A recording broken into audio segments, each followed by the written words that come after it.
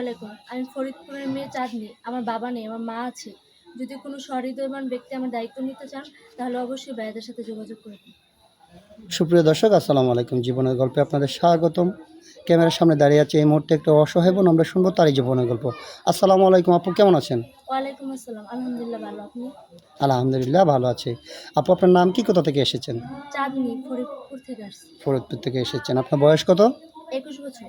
21 বছর। পড়ালেখা করেছেন আপনি? জি, কতটুকু? এসএসসি পর্যন্ত। এসএসসি পর্যন্ত। আপনার ফ্যামিলিতে কে কে আছে? মা আছে শুধু। আপনার মা আছে, আপনার বাবা নেই? জি না, আপনার বাবা কি হয়েছে? মারা গেছে। কতদিন আগে?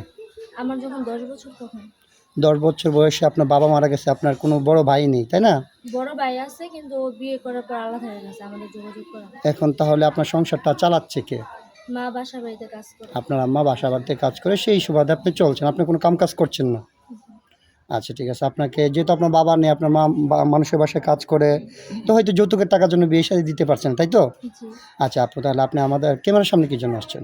এখন আপনাদের কাছে আসছি, এখন আপনাদের মাধ্যমে যদি আমার একটা পরিবার হয়, একটা সংসার হয়, তাহলে অনেক উপকার হয়। আচ্ছা, ঠিক আছে আপু, বুঝতে পারছি। তো আপনি আমাদের মাধ্যমে আসছেন একটা ভালো জীবন সঙ্গে। তো সেই মানুষটার বয়স কত হতে হবে? আপনার কোনো চাহিদা আছে থাকলে বলেন। জি না, বয়স নিয়ে আমার সমস্যা নাই। যেহেতু আমার দারিদ্রতার কথা জানি না, সে আমার দায়িত্ব নিবে, তাহলে আমার কেন আফসোস থাকবে?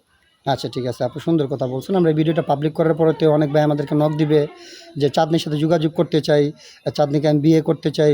অনেকে মনে করেন যে স্ত্রী চলে গেছে, স্ত্রী মারা যায়, অথবা অসুস্থ থাকার কারণে আবার দ্বিতীয় বিয়ে করে, হয়তো অনেকে একটা দুটা বারে পাবলিক করার পরে তো অনেক ভাই আছে যারা আমাদের সাথে যোগাযোগ করবে যে চাঁদনিকে আমরা বিয়ে শাদী করতে চাই।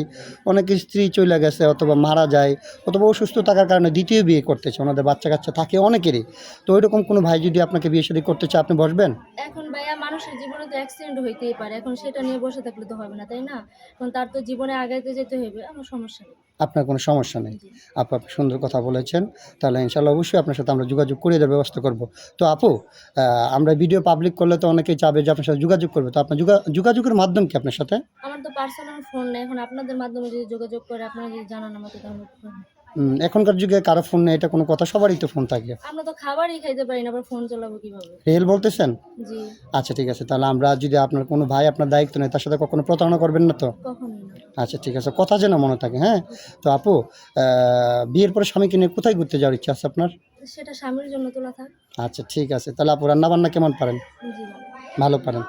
তাহলে আপু, দর্শক এই মুহূর্তে দেখতে পাচ্ছেন ডিসপ্লেতে একটা নাম্বার দেওয়া আছে। এটি হচ্ছে ইউটিউব চ্যানেল কর্তৃপক্ষের নাম্বার, মানে আমাদের নাম্বার। এই নাম্বারে ইমো, হোয়াটসঅ্যাপ খোলা আছে। যদি কোনো ব্যক্তি চাঁদনির সঙ্গে যোগাযোগ করতে চান, তাহলে এই নাম্বারে চাঁদনির একটা স্ক্রিনশট মেরে পাঠিয়ে দেবেন। আমাদের প্রতিনিধিরা আপনাদের সাথে যোগাযোগ করবে। অযথা কেউ অডিও কল, ভিডিও কল দিয়ে আমাদের বিরক্ত করবেন না। তো আপু, ভালো থাকবেন, সুস্থ থাকবেন। আল্লাহ হাফেজ।